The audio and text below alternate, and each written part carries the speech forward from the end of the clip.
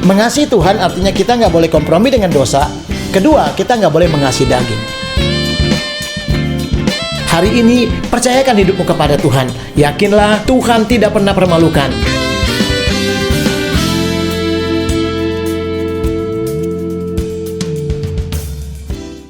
Haleluya.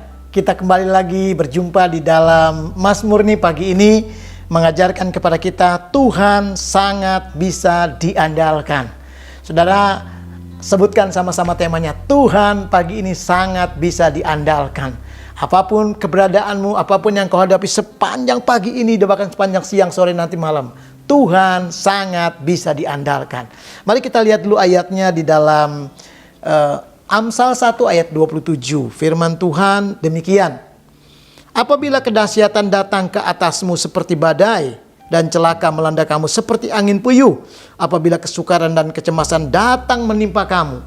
Saudara, kalau 3 perkara ini datang kepada kita, saudara lihat, kalau kita tidak bersama Tuhan, kita tidak hidup di dalam Tuhan, kita tidak lagi mengandalkan Tuhan, maka saya mau beritahu saudara, yang ada adalah kengerian, yang ada adalah duka cita, yang adalah air mata. Saudaraku yang kekasih, apapun yang kelihatannya kokoh, yang begitu kuat, saudara, hebat, tidak kekurangan apa-apa, saudara, di luar Tuhan, saya memberitahu itu sementara.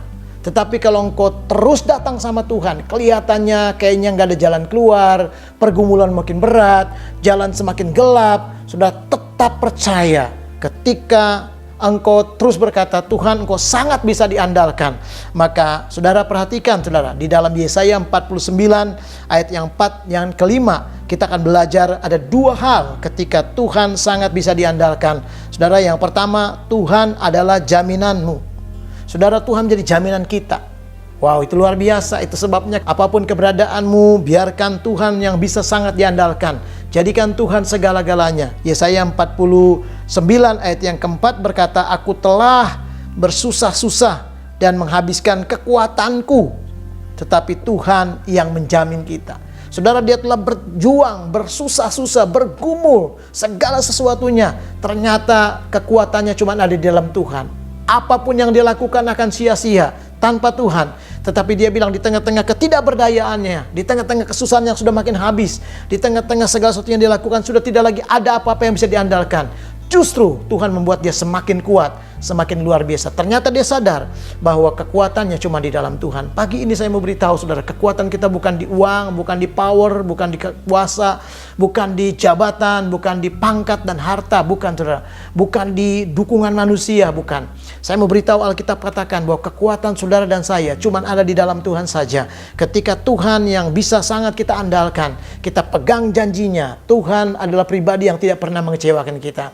Ingat, Tuhan adalah pembuat janji. Tuhan adalah satu-satunya pemegang janji. Dan Tuhan yang menggenapi semua janji-janjinya. Tidak ada satupun janji Tuhan yang diingkari.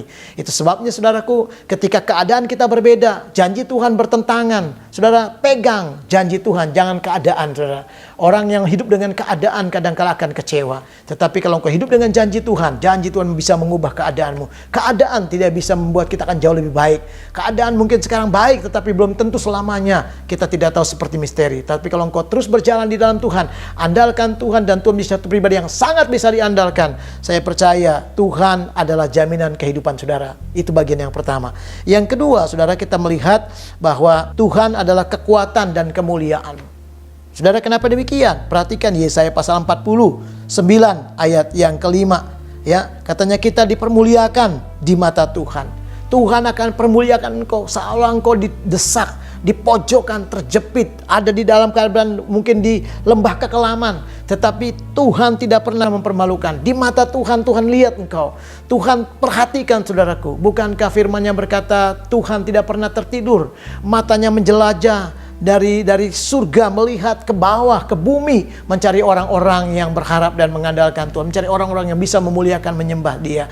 Saudara, mata Tuhan itu tidak biarkan engkau dipermalukan. Mata Tuhan tidak biarkan engkau hancur, saudara.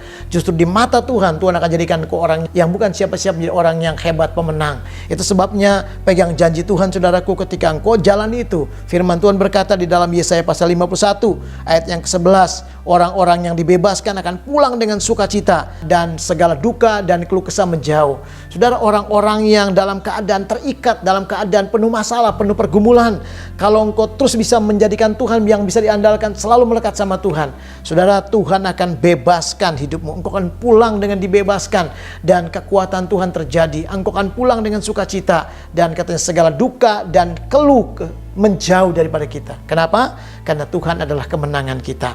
Hari ini andalkan Tuhan, saudara. Waktu engkau andalkan Tuhan dan ketika engkau berkata, Tuhan, hari ini aku sadar engkau sangat bisa diandalkan.